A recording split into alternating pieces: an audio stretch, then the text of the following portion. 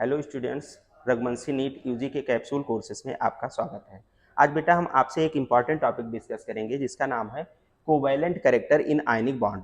किसी भी ionic bond के अंदर कोवैलेंट कैरेक्टर कैसे जनरेट होता है, इसके बारे में आज हम आपसे बातें करेंगे। देखिए, जैसे कोई भी मॉलिक्यूल आपका जो है बना, जैसे एक एटम आपका एक्स था, एक वाई था, उसमें क्या हुआ, जैसे इन दोनों ने एक या एक से ज्यादा इलेक्ट्रॉनों की शेयरिंग की तो वहां पर कोवैलेंट कैरेक्टर जनरेट हो जाता है। चाहे ये आपका एक इलेक्ट्रॉनों की शेयरिंग करें, चाहे दो का और या तीन इलेक्ट्रॉनों की शेयरिंग करें, कोवैलेंट कैरेक्टर डेवलप हो जाएगा। लेकिन जब आयनिक बॉन्ड की आप बात करोगे तो उसमें तो हम लोग यही पढ़े हैं ना कि जब आपका ए वाला या बी वाला कोई भी मॉलिक्यूल जब अपने इलेक्ट्रॉन का कंप्लीटली ट्रांसफर कर दे from one atom to another atom, तो उसके बीच जनरेट होता है आयनिक बॉन्ड या आपका इलेक्ट्रोवैलेंट बॉन्ड। इसमें क्या होता है, अब हम लोगों को ये ढूंढना है ना कि किसी भी जो है आयनिक बॉन्ड के अंदर कोवैलेंट कैरेक्टर कैसे डेवलप हुआ। तो आइए हम लोग इसको देखते हैं। जैसे मान लीजिए ना, ये एक आपका कैटायन वाला पार्ट है और ये आपका एनायन वाला पार्ट है।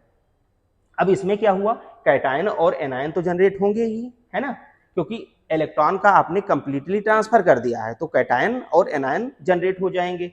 तो कैटायन हमेशा जो होता है वो आपका छोटा होगा पेरेंट वाले एटम से, और एनायन का जो साइज होता है वो बड़ा होता है पेरेंट वाले एटम से। क्यों? क्योंकि कैटायन हमेशा इलेक्ट्रॉनों के लॉस के बाद बनते हैं और ये इलेक्ट्रॉनों के गेन के बाद बनता है। तो जब इलेक्ट्रॉन का गेन करेगा कोई भी मॉलिक्यूल तो उसका जो न्यूक्लियर चार्ज होगा वो कम पड़ जाएगा, लेकिन यहाँ पर न्यूक्लियर चार्ज बढ़ जाता है तो बचे हुए इलेक्ट्रॉन को वो अपनी तरफ खींच लेता है, इससे साइज थोड़ी सी रिड्यूस कर जाती है।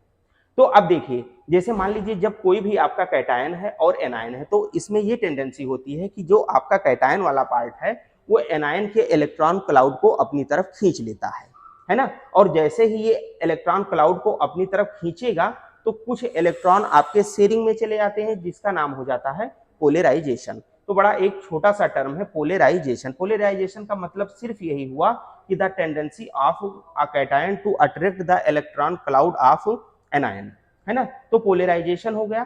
अब जितना भी ज्यादा पोलराइजेशन होगा इस मॉलिक्यूल के अंदर उतने इलेक्ट्रॉन आपके शेयरिंग में चले जाते हैं। तो हम लोग यही कहेंगे कि यदि पोलराइजेशन आपका मॉलिक्यूल के अंदर डेवलप हुआ तो कुछ इलेक्ट्रॉन जो आपके होते हैं वो पार्शियल शेयरिंग में चले जाते हैं, जिससे जनरेट हो जाता है उस मॉलिक्यूल के अंदर कोवैलेंट कैरेक्टर। तो हम लोग यही बोलेंगे कि यदि पोलराइजेशन आपका हो रहा है किसी भी मॉलिक्यूल के अंदर तो कोवैलेंट कैरेक्टर उसमें जनरेट हो जाएगा, है ना।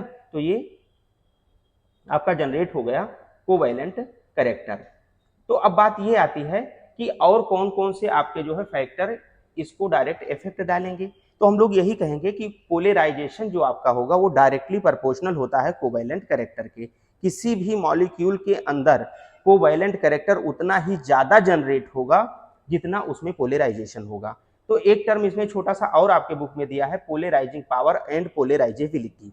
तो पोलराइजिंग पावर का मतलब ये होता है the ability of cation to attract the electron cloud of anion, है ना, उसी को का नाम होता है पोलराइजिंग पावर। और पोलराइजेबिलिटी का मतलब होता है कि किसी भी एनायन का डिस्टार्ट हो जाना, या आप ऐसे बोल दीजिए किसी भी एनायन के इलेक्ट्रॉन क्लाउड का कैटायन या डिस्टार्ट हो जाना बोला जाता है पोलराइजेबिलिटी। तो हम लोग यही कहेंगे कि जो आपका पोलराइजिंग पावर है वो डायरेक्टली प्रोपोर्शनल होगा कोवैलेंट कैरेक्टर के, है ना। कोवैलेंट कैरेक्टर उतना ज्यादा जनरेट होगा जितना ज्यादा पोलराइजिंग पावर होगी किसी भी कैटायन मॉलिक्यूल के अंदर। या आप ऐसे बोल सकते हो कि जो पोलराइजेबिलिटी होगी वो भी डायरेक्टली प्रोपोर्शनल होगी पोलराइजेशन के ये भी डायरेक्टली प्रोपोर्शनल होगी। और जितना ज्यादा पोलराइजेशन होगा उतना ही अधिक डेवलप हो जाएगा कोवैलेंट कैरेक्टर। तो किसी भी एनायन की जब हम लोग बात करेंगे तो एनायन की हमेशा पोलराइजेबिलिटी निकाली जाती है और जो कैटायन आपका होता है उसका हमेशा पोलराइजिंग पावर निकाला जाता है। तो पोलराइजेबिलिटी का बड़ा सिंपल सा मतलब यही था कि किसी भी एनायन का कैटायन की तरफ डिस्टार्ट हो जाना या इलेक्ट्रॉन क्लाउड का कैटायन की तरफ डिस्टार्ट हो जाना, उसी का नाम होता है पोलराइजेबिलिटी। तो ये दो फैक्टर जो आपके होंगे इसको थोड़ा सा ध्यान दीजिएगा। और हम लोग जो है देखते हैं कि जैसे मान लीजिए ना पोलराइजेशन किसी भी मॉलिक्यूल के अंदर हो रहा है तो आप कहोगे उतना ज्यादा ये आपका डेवलप होगा कोवैलेंट कैरेक्टर। लेकिन जब बात ये आएगी कि कैसे किसी मॉलिक्यूल के अंदर आप कोवैलेंट कैरेक्टर निकालोगे, तो आपके नीट यूजी में जो यूजी का जो एग्जाम हो रहा है ना, उसमें क्वेश्चन ऐसे पूछे जाते हैं कि आपसे ये पूछेंगे कि किसी भी मॉलिक्यूल का इंक्रीजिंग या डिक्रीजिंग ऑर्डर, पोलराइजिंग पावर या कोवैलेंट कैरेक्टर का इंक्रीजिंग या डिक्रीजिंग ऑर्डर आपसे डायरेक्ट पूछा जाता है। तो इस जो है डिक्रीजिंग या इंक्रीजिंग ऑर्डर को हम लोग समझने के लिए एक छोटा सा रूल होता है जिसका नाम होता है फजान रूल। इसके अकॉर्डिंग हम लोग बात करेंगे, या आप ऐसे बोल सकते हो फजान रूल से हम लोग किसी भी मॉलिक्यूल का या किसी भी जो है कंपाउंड का पोलराइजिंग पावर निकालेंगे या कोवैलेंट कैरेक्टर निकालेंगे। तो सबसे पहला रूल हमारा यही होता है कि size of cation, size of cation, cation का साइज, और दूसरा जो आपका है इसे हम लोग कहते हैं charge on cation, charge on cation. ये दो फैक्टर ऐसे हैं जो कैटायन पर डिपेंड करते हैं। एनायन वाले भी फैक्टर होंगे, लेकिन पहले हम लोग इसको थोड़ा थोड़ा डिस्कस कर दें। तो देखो बेटा, जितना ज्यादा आपका साइज कैटायन का छोटा होगा ना, पोलराइजिंग पावर उतनी ही अच्छी होगी। तो आप ये कहोगे कि पोलराइजिंग पावर, या आप कह सकते हो पोलराइजिंग पावर या कोवैलेंट कैरेक्टर, पोलराइजिंग पावर उस कैटायन की उतनी ज्यादा होगी। अब जितना पोलराइजिंग पावर होगा किसी भी कैटायन का, उतना ज्यादा कोवैलेंट कैरेक्टर डेवलप होगा, है ना।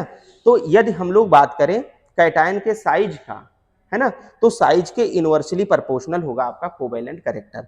लेकिन जब चार्ज की आप बात करोगे तो चार्ज ऑन कैटायन के डायरेक्टली प्रोपोर्शनल होगा कोवैलेंट कैरेक्टर,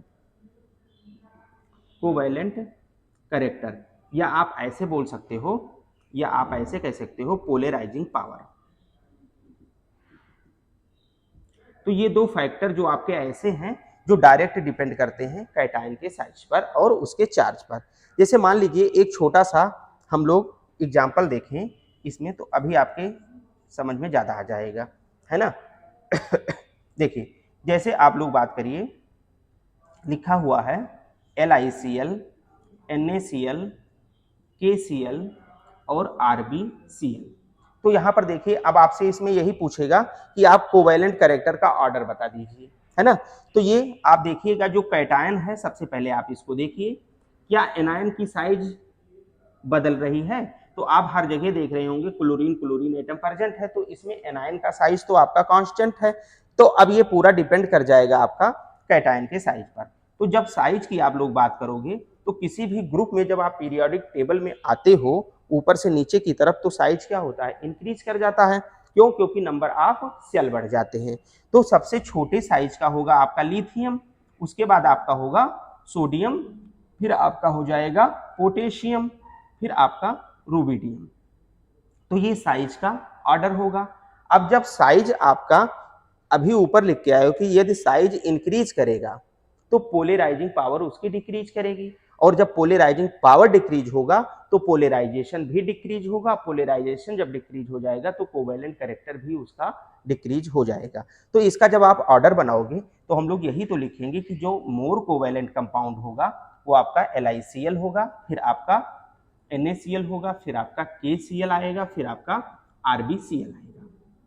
तो ये इसका करेक्ट डिक्रीजिंग ऑर्डर हो जाएगा कोवैलेंट कैरेक्टर का। यही कोवैलेंट कैरेक्टर का ऑर्डर होगा। तो पहला फैक्टर आपका क्या था, साइज ऑफ कैटायन। उसके बाद हम दूसरा फैक्टर बात करें चार्ज ऑन कैटायन, इस पर भी ये डायरेक्ट डिपेंड करता है। जब चार्ज की आप बात करोगे तो जैसे यहाँ पर लिखा हुआ है, मान लीजिए लिखा है आपका NaCl, उसके बाद MgCl2, फिर आपका AlCl3, है ना। तो अब इसमें आप ये देखिए, जो कैटायन वाला पार्ट है उसमें चार्ज देखिए इंक्रीज कर रहा है। जो आपका सोडियम होगा ये +1 चार्ज बनाएगा, और जो आपका हम यहाँ लिख लेते हैं इस क्वेश्चन को, आप थोड़ा सा यहाँ पर देखिए, जो आपका NaCl है, एक आपका MgCl2 था और दूसरा बेटा आपका AlCl3 था। तो इसमें जब आप देखोगे तो सोडियम आपका Na+ चार्ज बनाएगा, ये आपका Mg+2 चार्ज बनाएगा, और ये आपका Al+3 चार्ज बनाएगा। तो कैटायन का चार्ज जितना ज्यादा होगा उतना ही स्ट्रांगली ये इसको अट्रैक्ट करेगा एनायन के इलेक्ट्रॉन क्लाउड को, और जब इलेक्ट्रॉन क्लाउड को अट्रैक्ट करेगा तो पोलराइजेशन का अमाउंट बढ़ जाएगा और जो पोलराइजेशन होगा वो भी इंक्रीज कर जाएगा, इसलिए कोवेलेंट कैरेक्टर भी बढ़ जाएगा। तो अब देखिए जो आपका एल्यूमिनियम वाला पार्ट है ये मोर कोवेलेंट कंपाउंड होगा, AlCl3 ज्यादा कोवेलेंट कैरेक्टर डेवलप करेगा। उसके बाद जब हम लोग बात करें तो आपका आ जाएगा MgCl2, फिर आपका आ जाएगा NaCl। तो बेटा ये दो फैक्टर थे जो डायरेक्ट जो है इफेक्ट डाल रहे थे कोवेलेंट कैरेक्टर पर। इसके आगे हम लोग नेक्स्ट वीडियो में देखेंगे। Thank you.